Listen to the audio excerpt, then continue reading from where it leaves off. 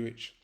In this video, I'm going to be going into detail on how to create low CPC ads on Facebook so you can get a good return on investment on your campaigns.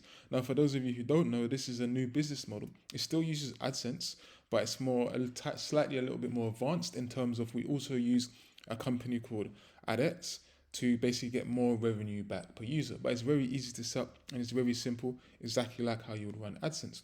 So in this video, I want to go into more detail on how you can create low CPC ads with your Facebook ad campaigns going forward. So what you have here is you have US traffic.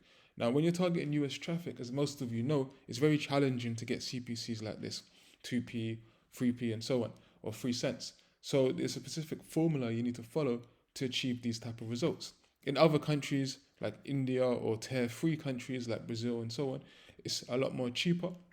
So it's easier to get lower CPCs. Whereas in this country, there's two things you want to focus on to really maximize and get the lowest CPCs you can. One is the CTR here, as you can see, and one is the cost per 1,000 accounts. So when you combine those two variables together, that's exactly how you can get the lowest CPC. So if you go by this ad here, which is at 2 cents, what you'll notice is the CTR is at 40% and OCPM is at 6. So this is exactly the numbers you need to know. So the lower Facebook charges you for the traffic and the higher CTR you can get, the much cheaper clicks. Now in different countries, you'll get different OCPMs and you get different CTRs.